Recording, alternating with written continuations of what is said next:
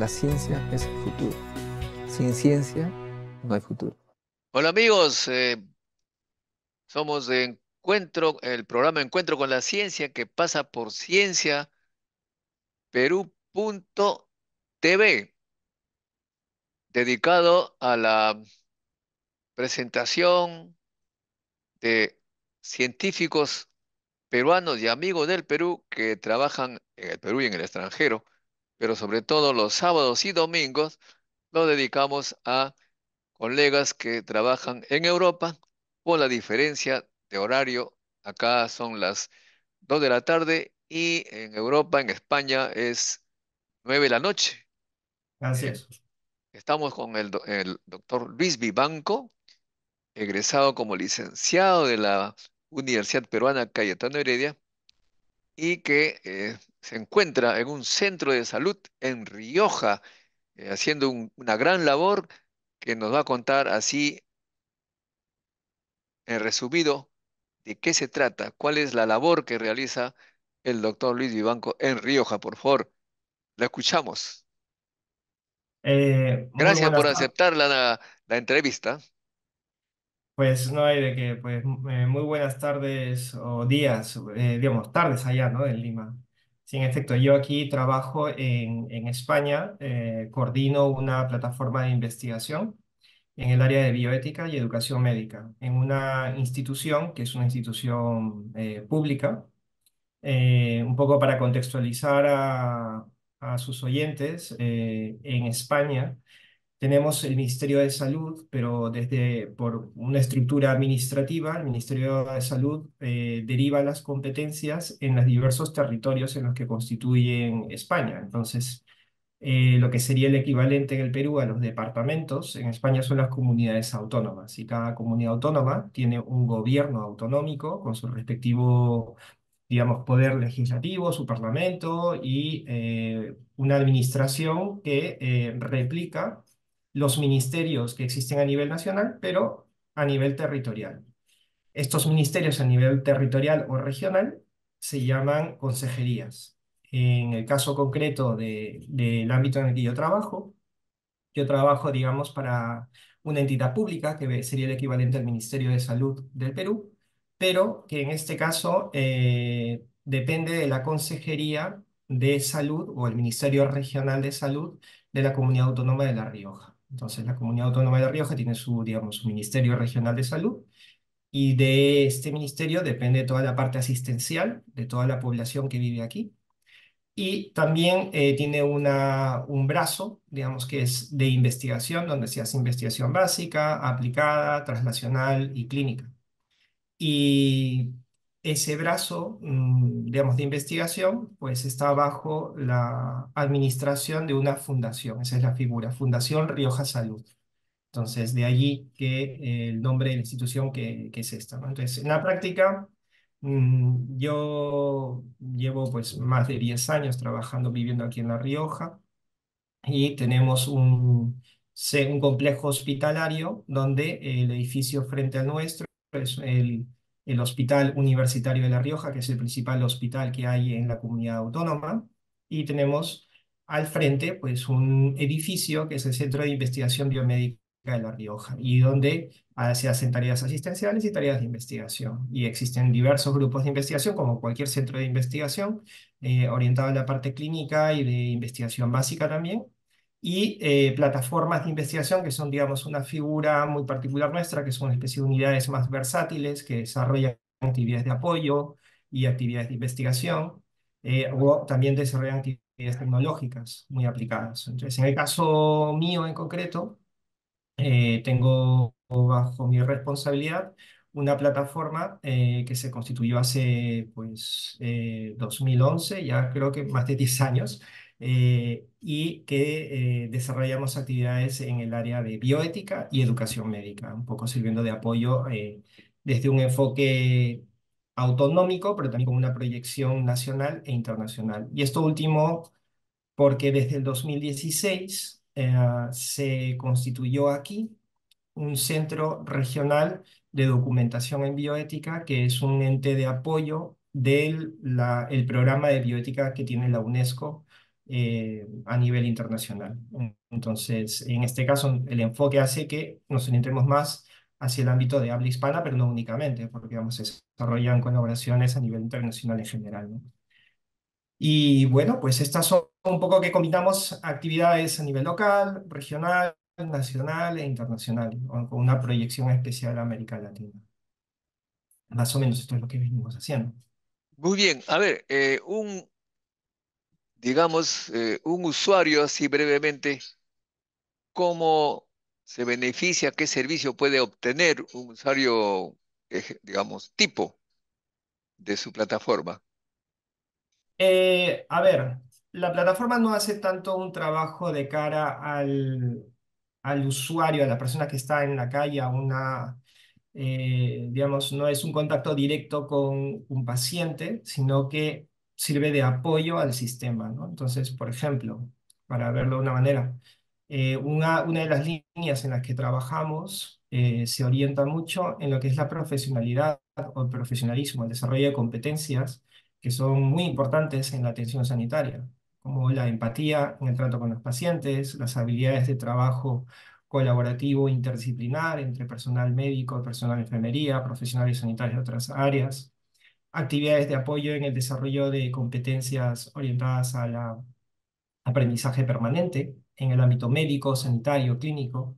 Entonces, en todas estas áreas, pues son líneas en las que trabajamos tanto a nivel de medición, de innovación, de desarrollo de iniciativas o propuestas que se orienten a mejorar el desarrollo de este tipo de competencias desde etapas muy tempranas de la formación, desde la formación en grado, o como se dice en el Perú, pregrado, hasta posgrado, que es la formación de médicos en formación o residentes, ¿no? Para hacernos una idea, este año el hospital ha recibido cerca de 60 médicos residentes y más o menos el 20% de ellos, una media entre 20 y 30% de ellos viene de América, bueno, perdón, de América Latina, viene del extranjero. Y una parte importante viene de diversos países de América Latina. Entonces, todo esto supone un esfuerzo de adaptación por parte de los formadores, también por parte de los residentes, de saber gestionar, porque cada uno viene con un background muy diferente. Muchos, la formación no es la misma, aunque hay también barreras, hay elementos que son comunes, pero hay otros que son claramente distintos, ¿no? Ya solamente el hecho cultural, el hecho de trasladarse supone un esfuerzo. La población aquí en La Rioja es una población que tenemos una población inmigrante importante, con barreras culturales y lingüísticas importantes. Entonces, todo esto requiere un esfuerzo de siempre buscar la mejora dentro de la calidad del servicio, tratando de no perder ese aspecto de humanización en la atención o de una medicina personalizada, ¿no? Esto es un área, pero por ejemplo otra también es, aquí se desarrollan proyectos de investigación, investigación básica, aplicada, investigación clínica, y todos estos proyectos tienen que pasar por un proceso de evaluación ética. En nuestro centro de investigación tenemos un comité ético de investigación con medicamentos, del cual formo parte, y nuestro objetivo es evaluar aspectos que son sensibles en el campo de la bioética en este tipo de investigaciones. Es otro aspecto que también digamos, de manera indirecta, los pacientes, los usuarios últimos del sistema de salud se ven beneficiados por estos, digamos, procesos de mejora, auditoría interna o de desarrollo de competencias dentro de la formación. Un poco para hacernos una idea. Muy bien, muy interesante. Ahora, quisiéramos, por favor, para beneficio de nuestros seguidores, alguna información que les pueda ayudar a ellos. ¿Cómo es que usted llegó a ese puesto en el que se encuentra?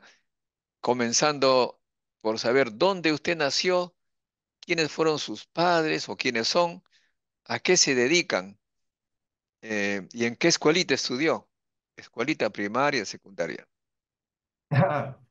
Vaya, bueno, pues a ver, yo nací en Lima, soy limeño, como donde vive más o menos un tercio de la población peruana, pero también es verdad que en Lima vive mucha gente que nació en Lima, como es mi caso, ¿no? Pero que no somos digamos, no somos, seremos la segunda generación nacida en Lima o la primera generación en Lima. Hay mucha gente inmigrante en Lima, que viene de otras regiones del país y pues que al final lo que tiene una gran metrópoli es que te encuentras con diversos tipos de realidades, ¿no? Entonces, en mi caso, pues de raíces ayacuchanas, puedo decir, por padre y por madre, pero digamos, yo nací en Lima como los de mi generación y bueno, basta decir que creo que esto para quienes ya tienen algunos años y ya son más conscientes de la historia reciente peruana, pues saben que en la época digamos, desde los 70 hasta muy entrados en los 80 era una época bastante difícil, ¿no? Entonces, de hecho, la generación de mis padres, pues prácticamente, mi madre, por ejemplo, es una persona que no volvió a Ayacucho, creo que en casi 30 años, o sea, una cosa O sea, muy, muy ambos fuerte, ¿no? nacieron en Ayacucho. Sí, sí, sí, los dos son de Ayacucho. Y bueno, pues yo crecí allí. Además, coincidió que yo estudié en un colegio que era de la Guardia Civil. Bueno, la ex Guardia Civil, ahora ya no es Guardia Civil, Policía Nacional, ¿no? O sea, que era el Horacio Patiño. Y yo, pues ya voy bordeando casi a los 50 digamos. Entonces, en mi época que yo estaba en el colegio, en los 80 pues la situación, también lo recordará, del terrorismo era muy difícil, ¿no? Entonces, y esto yo creo que la gente de mi generación lo vivió muy de cerca, el tema de la falta de luz, los paros armados, el volamiento de torres. En el caso de nuestro colegio, recuerdo que varios amagos y algunos atentados o cosas de este tipo, ¿no? O sea, digamos que ahora uno las recuerda, pero claro, en su época estaba uno bastante, digamos, normalizado con esta realidad, ¿no? Yo creo que es la experiencia de las nuevas generaciones más recientes, pues esto lo han un poco de oídas y no lo han vivido, ¿no?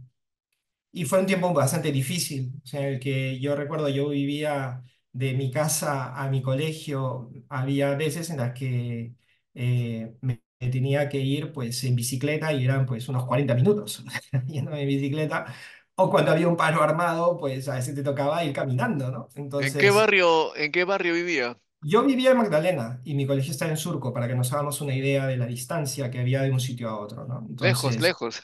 Sí, claro, lejos, esto era lejos. Entonces, y bueno, y lo otro, pues compañeros de colegio que, claro, yo, muchos de mis compañeros, para quien no está familiarizado, cuando tú entras al colegio pequeño, un colegio militar en este caso que era de la Guardia Civil, pues los padres suelen ser jóvenes y suelen, conforme van creciendo los chicos, pues los padres también van desarrollando otro tipo de responsabilidades, ¿no? Entonces,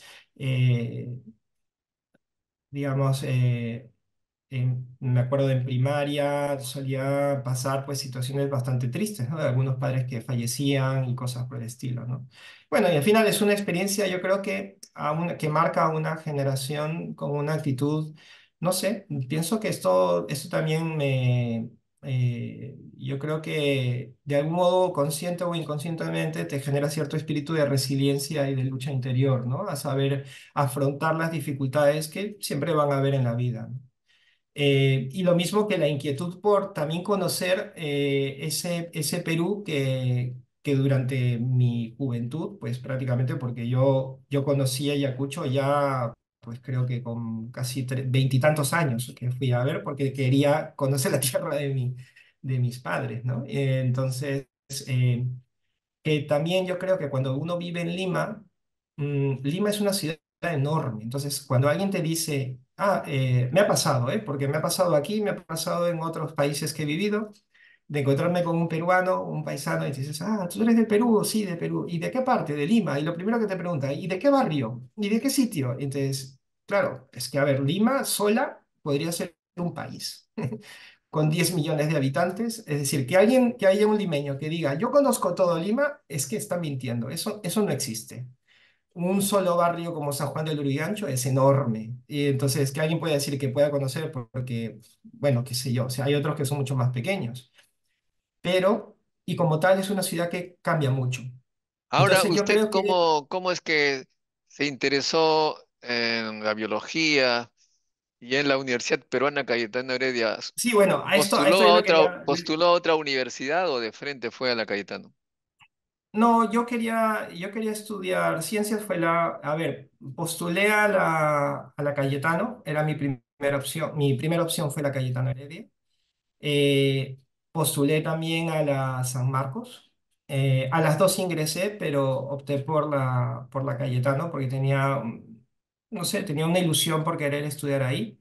Fue una experiencia que la valoro muchísimo. Es una universidad que mm, no sé cuál sea la percepción que haya, pero por ejemplo, que a veces puede ser, "Guau, es una universidad tal vez elitista o algo". En absoluto, no me dio esa impresión. Me dio impresión más bien de encontrar una mezcla muy variada de gente con muchos recursos y gente con muy pocos recursos. Y claro, evidentemente las dificultades que podían tener unos y las que otros es que para todos tenía un grado de dificultad y la búsqueda permanente de la excelencia, ¿no? O sea, que si tú eras una persona aplicada, ibas a ser exitoso en lo que hicieras, ¿no? A mí una de las cosas que guardo con mucho cariño de la universidad es que éramos muy poquitos y te despertaban a los que éramos de ciencias, hablo, porque es mi experiencia un poco de ciencias. Nos graduamos, en mi promoción éramos los que pues en esa época debían dos ingresos y los que ingresamos en el semestre que yo ingresé, pues nos graduamos cinco, éramos los que nos conocíamos de todos, ¿no? Entonces, luego teníamos un grupo más amplio, al final creo que llegaron más de 20, no, o 15 o algo así. ¿Y Pero en general, se acuerda de esos cinco, quiénes sí, sí, fueron me y acuerdo, qué me hacen acuerdo. ahora? Bueno, la ventaja es que cuando llegas en esa pequeña etapa, mezclaban. Cuando yo postulé, existían tres facultades únicamente, ahora sé que hay más. Y te tocaba un poco compartir pues, espacios con otros, al final hacías amistades con gente de otras facultades también en esa primera etapa, ¿no? Pero a los que éramos de ciencias, y yo creo un poco centrándome en lo que preguntaba, a mí siempre nos motivaban a tener ese espíritu de investigación o de curiosidad, ¿no? De buscar. Y yo creo que esto en el ámbito de la investigación es fundamental, ¿no? No darnos cosas por sentadas, siempre hacerte preguntas, siempre querer eh, tener esa inquietud, no tener miedo a equivocarte. Me acuerdo que cuando yo estaba en segundo curso de la carrera, o creo que segundo, empezamos a hacer experimentos. Y claro, luego conversando con algún compañero decía, oye, y nos dejaban hacer estas cosas, o sea, un poco que no iba a ir más allá porque no ibas a descubrir gran cosa, pero era el hecho de te, que perdieras el miedo a lanzarte a hacer algún pequeño experimento y ver y plantear tu hipótesis y contrastarla, y bueno, pues al final un poco va de eso. Yo un poco, yo estudié en la época que estudié en Cayetano, recuerdo que el laboratorio lo conocí muy pronto. Hablábamos, ¿no? En biología habían los que eran los biólogos de bata y los biólogos de bota. Entonces, los que eran de bota eran los que se iban para la selva, para el ámbito de la naturaleza, y habían los que eran de bata, que eran los que estaban en el laboratorio. Entonces, yo tenía la peculiaridad que antes de entrar a la universidad, y de esto me venía también el gusto por la naturaleza, es que yo fui scout. Entonces siempre tuve esa naturalidad de contacto con las cosas. Entonces estaba en una suerte de dilema, ¿no? Decía o una o la otra. Al final, bueno, me decanté por la bata y la bota ya un poco de vacaciones, o sea, no era para... No, pero es algo que valoro mucho. Nuestra universidad, cuando recién estudié, era muy orientada al área clínica. Y cuando terminé la carrera, para hacer la tesis, siempre me quedaba como el gusanillo de quiero hacer algo a nivel vegetal, ¿no? Y me presenté a un centro de investigación que es el Instituto Internacional de la Papa, el Centro Internacional de la Papa, que está frente a la Agraria, que por cierto, es una universidad que también me parece espectacularmente bonita, o sea, y con un espíritu muy, muy, muy simpático. Y allí, pues, fue interesante abrir otros ámbitos. Al final, en ciencia, el objeto de estudio, pues, puede variar, pero más o menos que la metodología siempre es la misma, las técnicas van cambiando, pero el modo de pensar pensar, de articular el pensamiento, de plantearte preguntas, de enfocar, tratar de responderlos, sigue siendo el mismo, ¿no? Y fíjese que al día de hoy, al final colgué la bata, colgué los ratones, trabajaba con papa también y terminé en el área clínica, ¿no? Trabajando pues, hoy trabajo con médicos, con estudiantes de medicina, con estudiantes de enfermería. Entonces, claro, son los sujetos de estudio, por decir una manera, o sea, la gente con la que trabajas y estudias, pues varían y cada uno te plantea desafíos distintos, ¿no? Pero el planteamiento de hacerse preguntas y no dar las cosas por sentadas, eso yo creo que es esencial y es algo transversal en todas las áreas de investigación. Al margen que uno trabaje en la robótica o trabaje con modelos animales, celulares o, digamos, humanos, es algo que tiene que estar ahí presente. Ahora, ¿de qué alumno se acuerda más usted y de qué maestro, de qué profesor? De la universidad donde yo estudié. Bueno, yo le tengo un especial cariño al doctor Abraham Weisberg. Ah, muy bien. Él, no sé si a ella le resulte familiar, Abraham Weisberg, en la época, él fue, de hecho, fue mi tutor cuando yo estudié en la carrera y entonces teníamos esa peculiaridad en Cayetano que tenías un investigador que era tu tutor y más o menos era como tu padre, no, digamos que te iba un poco ayudando, guiando, porque cuando tú entras a la universidad te haces una idea y luego te estampas con la realidad y a veces tienes tus bajones, tus momentos de que no las ves las cosas claras, que entonces tener a alguien ahí que te va orientando, diciendo, dándote el ánimo, diciendo, mira, tira por ahí, no bajes la guardia, estudia, o sea, es fundamental. Yo creo que eso, porque además algo que ocurre en nuestro país, que suele pasar que los chicos empiezan muy prontito la universidad. Yo, por ejemplo, antes de tener el DNI, ya estaba en la universidad. Y claro, a esa edad, pues poca idea tienes de todo. O sea, te falta madurar. Puede ser que tengas capacidad, conocimiento y todo, pero hay una parte psicológica de madurez que es necesaria. Y entonces esta suerte de apoyo yo pienso que es fundamental. Y yo es algo que siempre lo agradezco y siempre lo tengo, le guardo un grato recuerdo con él. De hecho, hace muy poco volvimos a contactar y ahora que tengo previsto dentro de escasas semanas estar en el Perú, Dios mediante, si puedo pasarme por Lima, pues ojalá lo pueda ver, ¿no? Entonces, bueno, pues estas son como, pero digamos, hay más. O sea, yo en general de mis profesores los Y el recuerdo con alumno que bastante más se cariño. acuerda, su compañero? A ver, es que puedo decir los nombres, o sea, eran algunos que andábamos casi que nos veíamos todo el tiempo, o sea, de nombre de pila, digamos, Charo, Pati, Enrique, bueno, una de hecho está en Suiza, el otro está aquí en España, hay algún otro que está en Perú, hay algunos y la mayoría están un poco fuera, están un poco repartidos. Así que La mayoría no quiero se... poner varios nombres porque al final me siento un poco en falta. A veces te falla la memoria y luego quedo mal con otros. Ok, la mayoría partió y usted cómo fue que partió, cómo fue el contacto, cómo es que esto es información para los jóvenes, cómo se hace contacto para salir en algún lugar A del ver, mundo. yo más que darle una especie eh, ¿cómo decirlo? Receta mágica, yo le diría a un chico que de los que tal vez esté escuchando o viendo su programa, que es que no pierdan la ilusión. Si algo en verdad le gusta, que no piense que eso es algo imposible de alcanzar.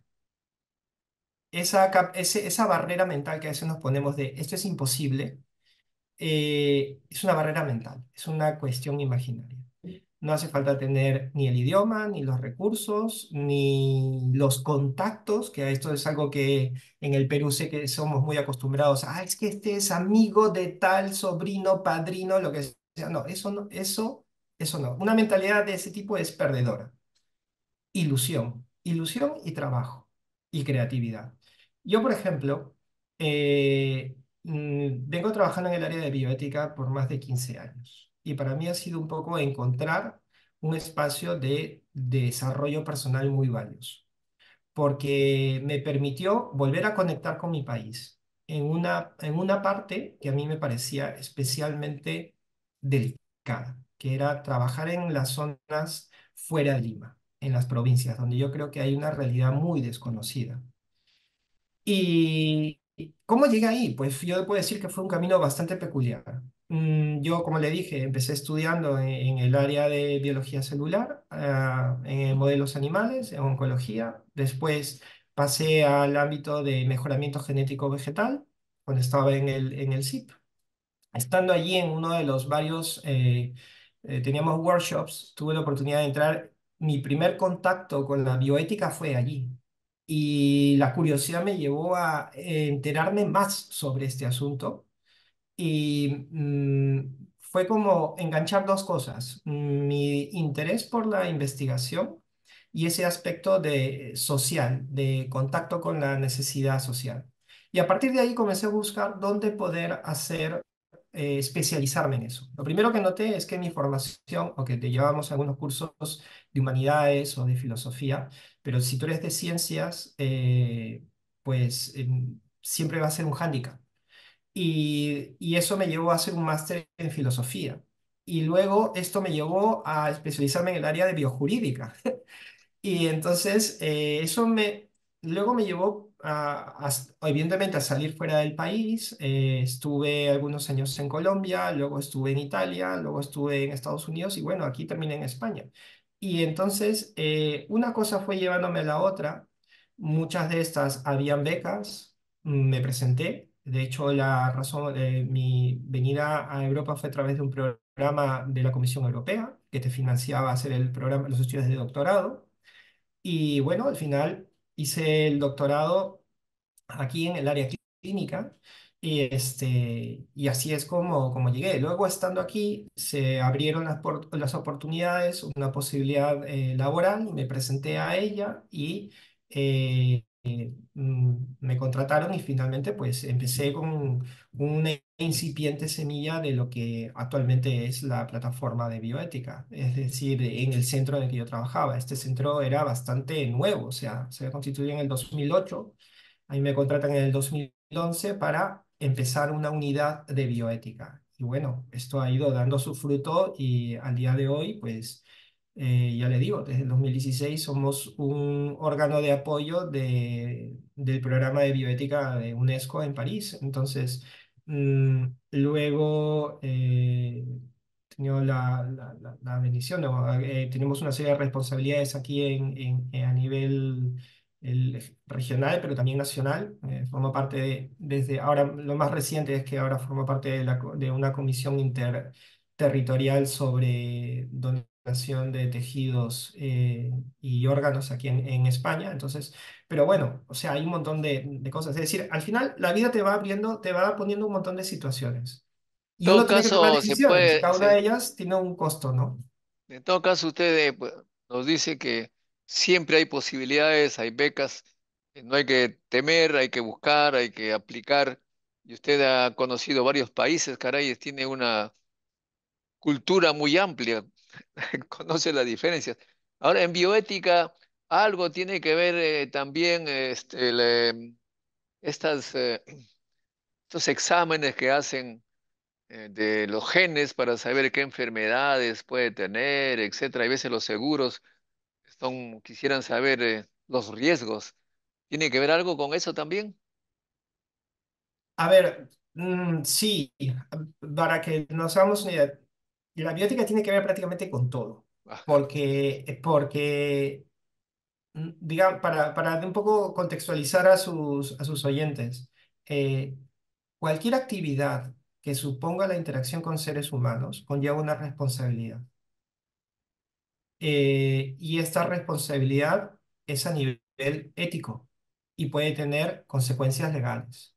Entonces, este es un ámbito de acción de la bioética. Claro, no todos los que estamos en bioética trabajamos en todo, porque evidentemente es como pues si tú tienes un médico general y tienes un médico especializado en algo. Entonces, los académicos que trabajan en esta área, pues luego hay un conocimiento general, pero luego cada uno escoge un área en particular o en el ámbito en el que trabaja. En mi caso, en particular, eh, a nivel de investigación, yo he centrado mucho mi investigación en el ámbito de la profesionalidad en la atención sanitaria, porque se entiende que un médico, por ponerlo esto con pies, patas, ¿no? Para que se entienda, un médico que trata de manera humana a un paciente, que entiende que la enfermedad no es un ente vivo en sí mismo, sino que la enfermedad es una dolencia que la sufre una persona tan vulnerable como lo es él, merece ese médico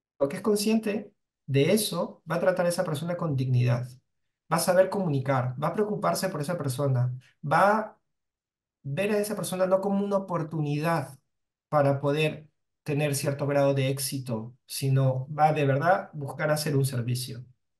Y Ujú. eso tiene una connotación ética.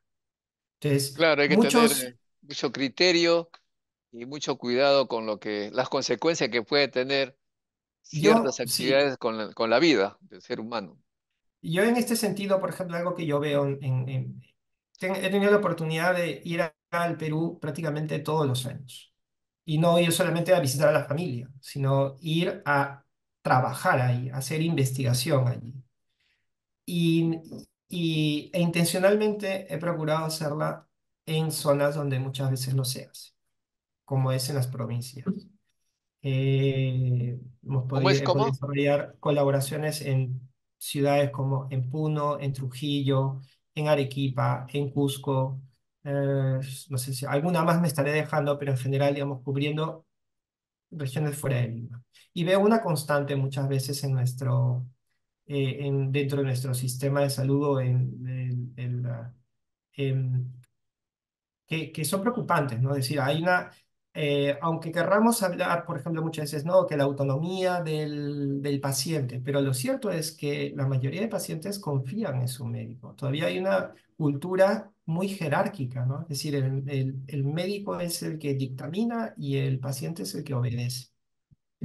Y esa estructura jerárquica está muy presente dentro del propio sistema. Cómo se ve el médico a sí mismo, cómo se ve en relación a otros profesionales sanitarios y muchas veces dentro del sistema organizacional. Y esto, mm, en un sentido, puede ser positivo en la medida que le da más autoconfianza en la capacidad de gestión, pero también tiene un lado oscuro y que es muy peligroso. Y es esa pérdida un poco del norte, de verte por encima de todo, del bien y del mal. Y eso es muy peligroso. Y de hecho hemos tenido problemas muy serios en el país sobre esa abusos a nivel de la ética en la investigación con seres humanos. Y médicos que eran conscientes, ¿Podría usted mencionar un ejemplo concreto para que comprendamos mejor? para que lo veamos mejor. A ver, yo le pongo un caso muy concreto. Cuando tiene un paciente que va a un hospital, le hablo, no sé si esto, bueno, en Lima tal vez igual menos, pero normalmente si vamos a un hospital del MINSA, en una ciudad, digamos, el paciente va y deja que el médico haga lo que tenga que hacer. Muchas veces cuando el médico que lo atiende no es en verdad el médico que lo atiende, porque hay una estructura jerárquica, ¿no? El jefe del departamento no suele estar ahí, suele estar unos segundos después de él y debajo de él hay otro, entonces al final quien termina atendiéndolo pues es un residente en el mejor de los casos o puede ser un médico en prácticas o incluso un estudiante. Y debemos entender que un profesional sanitario es la persona que con un título y con una colegiatura, digamos, es la persona que asume la responsabilidad de atender a ese paciente. No puede ser el paciente tratado como un conejillo de indias por un estudiante que no puede asumir esa responsabilidad. Y este Ent- sistema que en nuestro país está muy mentalizado si uno le pregunta a un estudiante, le dice, ¿dónde te gustaría hacer tus prácticas? Te va a decir, yo quisiera hacerlo en un hospital del MINSA antes que hacerlo en el de la Seguridad Social y nunca en el de un privado. ¿Por qué? Porque en el MINSA puedo tocar y hacer todo lo que quiera, cosa que en el hospital de la Seguridad Social me van a controlar más. Y ya te digo, en el privado no me va a dejar ni tocar nada. eso que él ve como algo bueno, en el fondo es un verdadero problema. Y es algo, es un error de concepción, porque el paciente no está yendo ahí para hacer de conejillo de indias, está yendo ahí porque tiene una necesidad.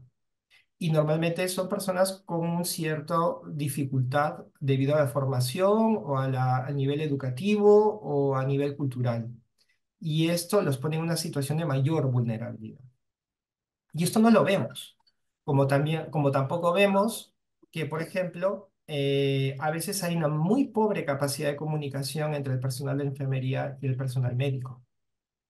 ¿Y quién es el que tiene más contacto con el paciente? Pues el personal de enfermería. ¿A quién le cuenta el paciente sus problemas? Al que ve más, al personal de enfermería. Y si el personal de enfermería no transmite esta información por miedo, porque hay una jerarquía, por una falta de claridad de cuáles son los roles profesionales, esta información se queda a mitad de camino y no llega al médico. Y es una información que puede ser muy útil en el momento de plantear un tratamiento con ese paciente porque la falla de un tratamiento no necesariamente se puede deber a un error del médico, sino a que tal vez el paciente no está entendiendo lo que se le está pidiendo que haga. Me Claro. explico, o sea, podríamos pasarnos aquí toda la noche, digamos, hablando de estas cosas, Es pero son cierto, cosas que hay ya, que formarlas desde muy ya pronto. más o menos está claro. Ahora, en lo que respecta a la información genética de los pacientes, hay también, es muy delicado, ¿no? Los genes de uno. Esa información tiene que ser secreta prácticamente para el paciente. Sí, Debe. pero incluso diría, sin ir a la información genética, ¿cómo gestionamos las historias clínicas en el país? Yo me quedo sorprendido de lo que suelo encontrar. La gestión de historias clínicas dentro del Sistema Nacional de Salud es eh, sumamente preocupante. Es decir, el, el modo como se archiva, como no hay posibilidad de poder garantizar una verdadera Nada, confidencialidad en el nada es manejo de esta secreto, información. nada es secreto. Y así es. Y por último, si un paciente, luego no hay un cruce de información, y muchas veces ocurre que hay un paciente que tiene historias clínicas en varios sitios que no están interconectados. Y esta información es sensible. Entonces, ya no me estoy yendo a nivel de un screening genético, sino de una historia clínica bastante normalita, digamos, ¿no? Entonces, y esto es de verdad algo en lo que hay algunos aspectos en los que en el país estamos sumamente adelantados a nivel de sistematización, de digitalización, y hay otros aspectos donde de verdad requiere un mayor trabajo. Y esto afecta a todos los niveles. Otro aspecto es que esta información, que luego es una información que puede ser muy útil en temas de investigación, o sea, muchos de los trabajos que se hacen a nivel clínico de investigación suelen ser estudios retrospectivos, es decir, análisis de historias clínicas. ¿Cómo se manejan esta información los profesionales sanitarios? ¿Se respeta la capacidad, la confidencialidad, el secreto médico en el manejo de esta información? O sea, digamos, ¿quién pone la mano al fuego por este tema? Yo sé que se están haciendo esfuerzos, pero también soy consciente porque los veo que hay muchísimo aún por hacer. Ahora Sin bien, entrar sobre este tema. ahora usted, los biólogos pues tienen tendencia a conocerse a sí mismos genéticamente. ¿Usted se ha hecho su ADN, su análisis genético? No, no. Los biólogos que yo conozco no me consta que lo hayan hecho. Digamos, habrá alguien que quiera gastar su dinero, hacerse un secuenciamiento de algo, pero alguien que de verdad trabaja en biología es consciente que hacerse un secuenciamiento es algo, es una pérdida de dinero. O sea, porque al final no somos nuestro genoma, somos la interacción con un entorno. Entonces hay No, pero aspectos genéticos y epigenéticos. hay algunos que tienen tendencia a determinadas enfermedades que sería bueno conocerlas para. Sí, a ver, yo le puedo decir, yo puedo tener igual una tendencia del 60% a tener o un 80% de cáncer de colon. Y mañana quedo con unos amigos, me tomo unas cervezas de más, cojo el coche y tengo un accidente y me muero. ¿De qué me sirvió esto? Es decir, Me explico, es decir, la vida, a ver, yo creo que esto es algo, una suerte, habrá aquel que se lo toma de manera paranoica, es decir, yo quiero tener todo bajo control, pero es que si hay algo de lo que podemos tener certeza es que en la vida no tenemos nada bajo control. Lo único que tenemos certeza es que vamos a morir, más tarde, más temprano. Y luego, ¿qué es lo que te dice cualquier clínico en términos generales cuando no sabe qué decirte sobre qué hacer? Pues mira, haz deporte, vida saludable, duerme a tus horas, porque bueno, esto es como decírselo, este es lo que se le hay que decirle a todo el mundo, o sea, es decir, no hagas locuras, digamos, ¿no? Es decir, y cuando tienes más años, pues hagas menos locuras, o sea, porque el cuerpo al final te pasa factura. Muy bien, doctor Vivanco, por favor, un mensaje entonces a los jóvenes de secundaria, que es cómo usted marketearía, entre comillas, su carrera de biólogo y las oportunidades que puede tener esta carrera en el mundo para que más jóvenes se animen por esta vía. A ver, yo diría, lo más importante es que tenga la mente abierta y que vea a qué cosas le hacen más ilusión. Y aquello que le hace ilusión, que trate de hurgar por ese camino. Las personas que he conocido, y en mi vida he tenido ya, que ya tengo ya algunos años, he conocido mucha gente, eh, la gente que ha ido por lo seguro o por lo económicamente rentable, luego no han terminado siendo felices. Claro. Haz lo que de verdad te haga ilusión hacer. Y, y es la mejor inversión que puedes hacer en tu vida. Ya está, no diría más. Muy bien, muy bien. Luego la vida te irá Ahora, marcando. ahora, una pregunta. Usted que ha conocido varios países, ¿qué país le ha sorprendido más por la cultura de la gente, por la manera como ellos actúan ante la vida diaria? A ver, es que esto es difícil. Yo creo que cada país tiene sus cosas No, no, yo muy, sé, pues, pero algo le pero sorprendió cuando usted llegó por primera vez a ese país y dijo, ay, ¿cómo es posible que hagan eso? O qué interesante, qué fue lo que le sorprendió en ese mire, sentido? hay algo que a mí me gustó mucho. Tuve la oportunidad de vivir unos años en Colombia y conocí varias ciudades de Colombia. Es decir, estuve en Cali, en Bogotá, Medellín, pero luego me moví por el país. Algo que me gustó muchísimo de, de la gente de Medellín, que además ellos lo dicen, tiene una frasecita, a ver si la estoy diciendo bien, es, somos echados para adelante, que no sea Milana, es decir, que el, el paisa, como le llaman, es una persona que puede ser bastante vasta, o sea, no una persona que tú dices, pues, especialmente cultivada y tal, muy sencilla, muy simple, muy llana, pero esa simplicidad también lo hace, es un elemento de virtud, es decir, que no es algo que mm, que ve una dificultad y eso lo mira hacia atrás o se queda en la superficie, ¿no? Trata de ir a ser práctico.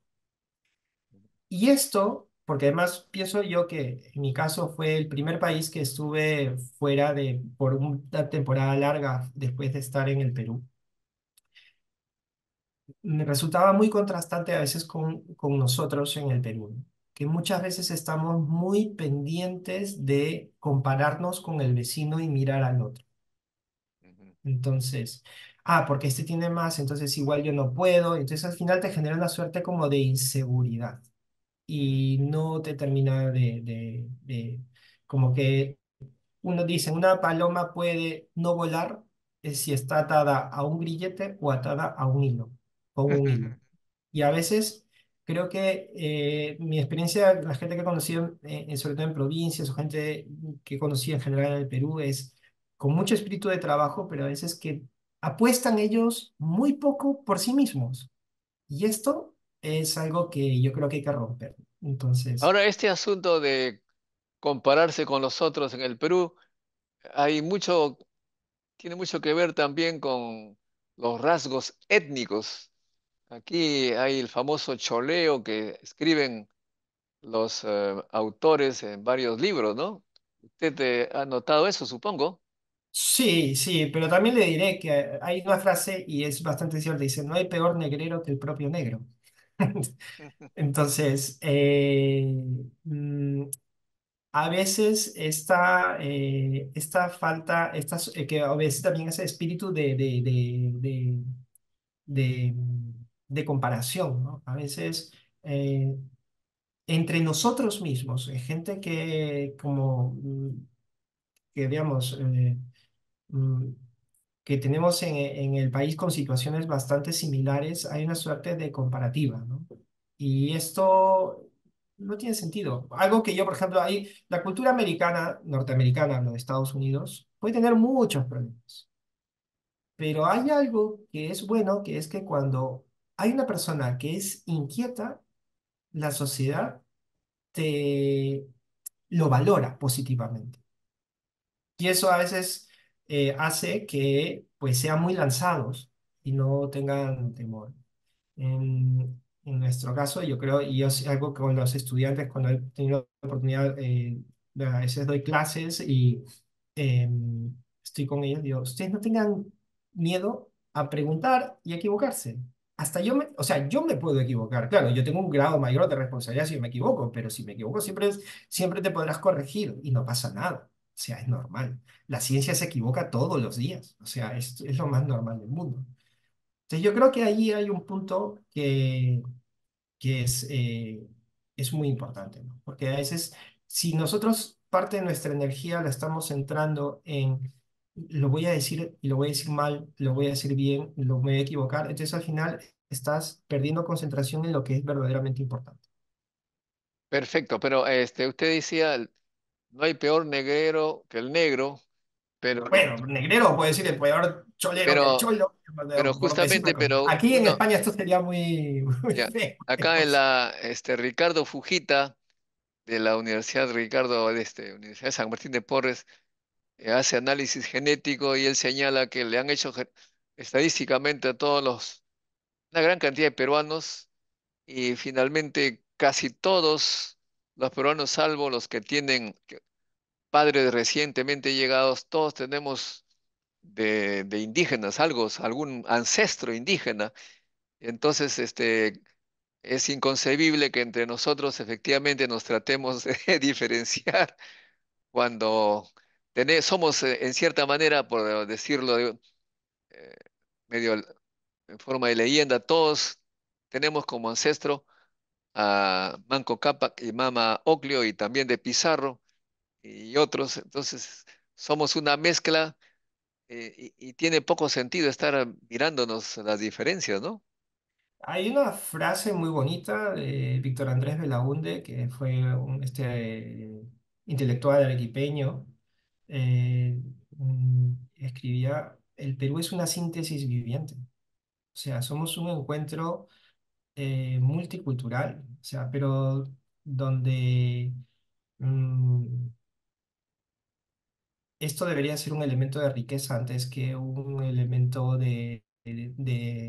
digamos, separación o segregación, ¿no? Es decir, Claro, yo creo que en el momento en el que seamos capaces de poder ver un poco más allá de lo superficial, o sea, es que descubrimos el diamante que hay en cada persona, ¿no? Esto. claro. Muy bien, muchas gracias, doctor Luis Vivanco. Seguimos en comunicación para cualquier noticia que nos puede dar desde España.